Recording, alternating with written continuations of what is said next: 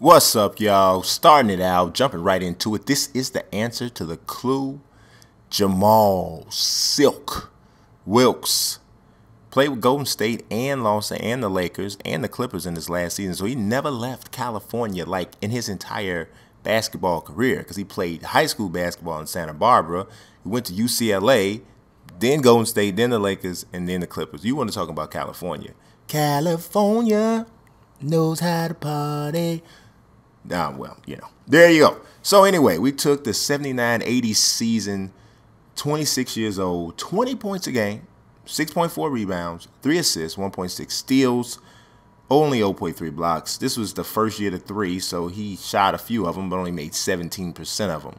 So, but he shot 53% from the field, otherwise 81% from the line. So, Jamaal Wilkes is known for his freaky jump shot. I mean, it's pretty freaky, right? So I used Camby's jump shot, but I was kind of looking through, and I thought I saw one.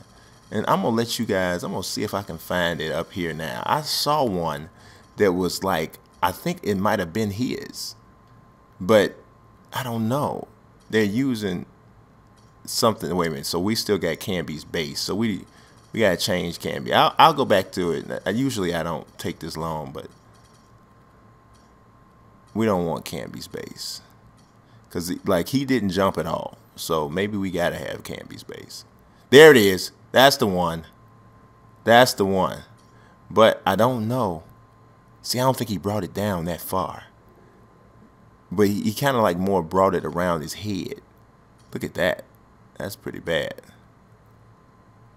I mean, can you imagine trying to get his shot motion? But this is probably the one you're supposed to have. There we go. We're going to go with this. I don't know can you bring it back further? I mean, it would seem like when he was playing, right, it'd be easy to block his shot, but it really wasn't. Apparently it wasn't. Look at this, look at the numbers. He's in the Hall of Fame. That's a freaky three-pointer. Look at that. Look at that. So I'm going with that for him. I changed it right then. And then he shot his free throws like that too. But ended up going here with the Cartwright 3.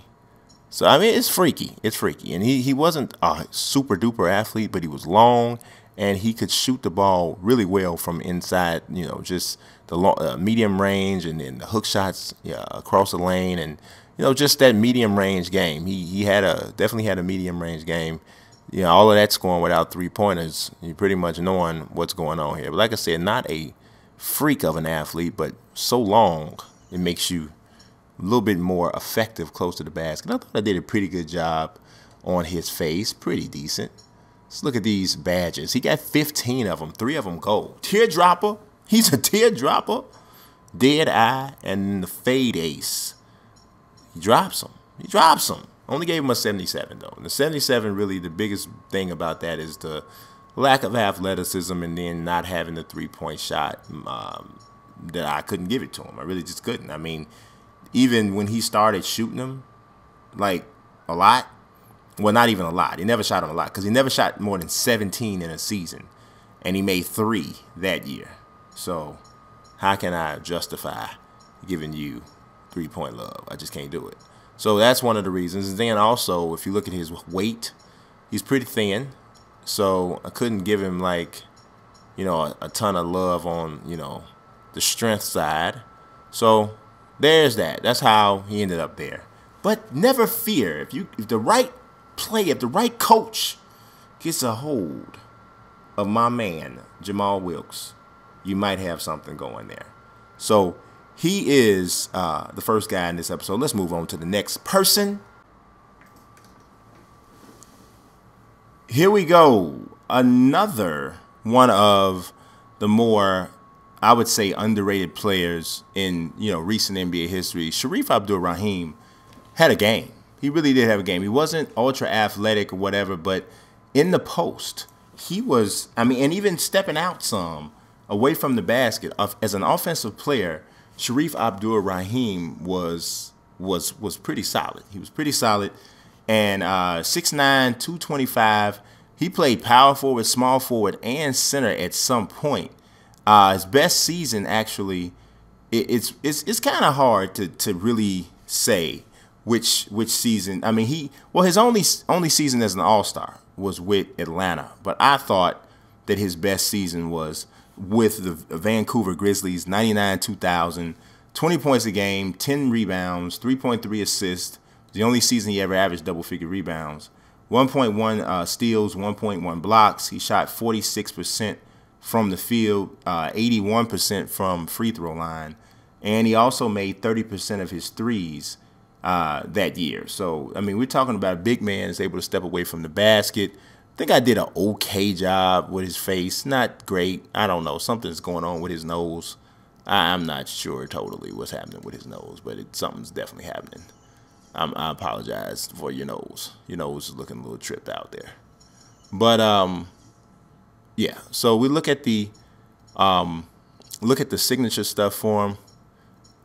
Customary stuff here, nothing too crazy. Let's get down here to these dunks, which is going to be one of the biggest things. We got the rim pull, which is almost any big man with decent athleticism away from the basket. I feel like I got to make that one of their most prominent dunk packages.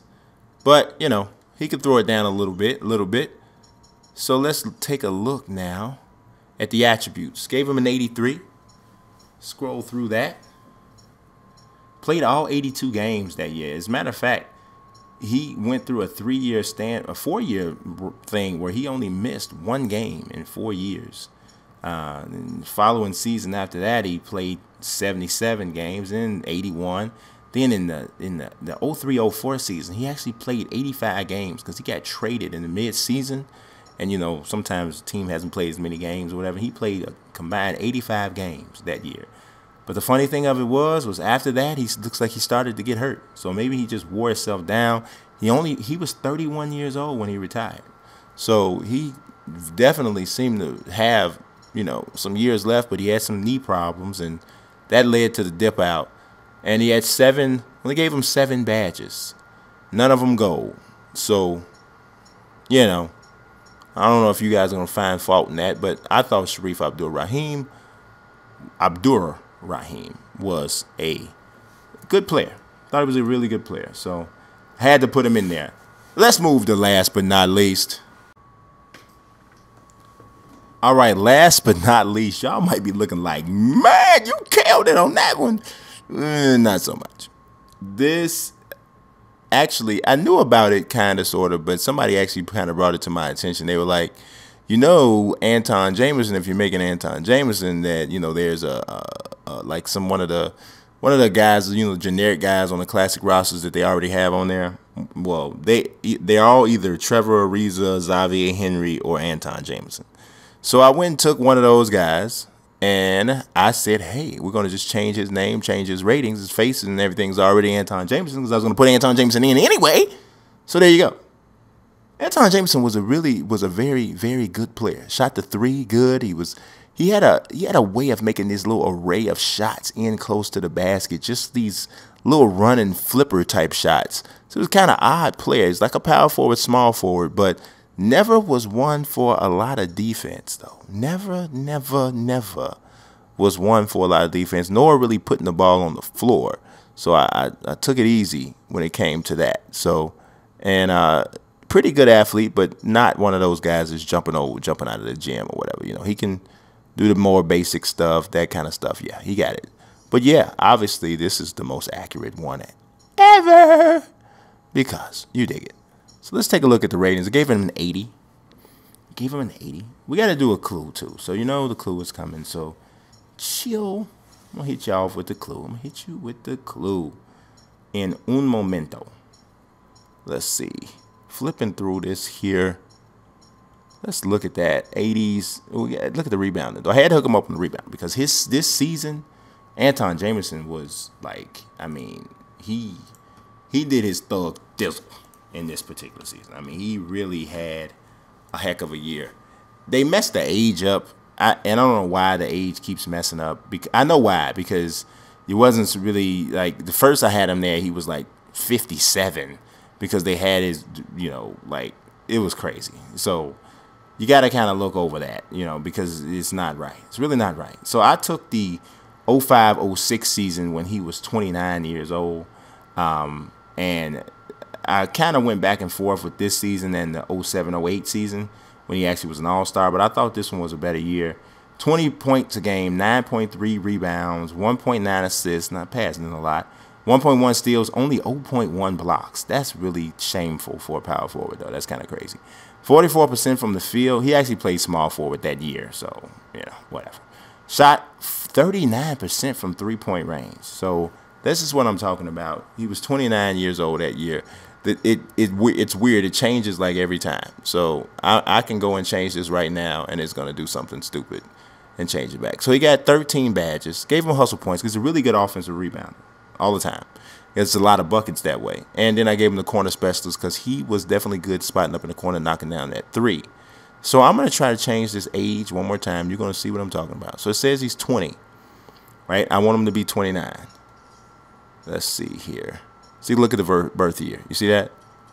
See, I don't know if this is like changing and I don't know it is or whatever because you can hear it clicking. But so now let's look and see what age they say he is.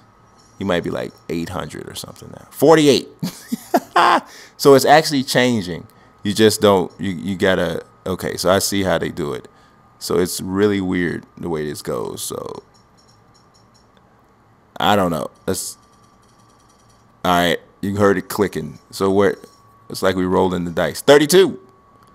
So let's see. I'm going to get this right. I'm going to get this right here in front of you.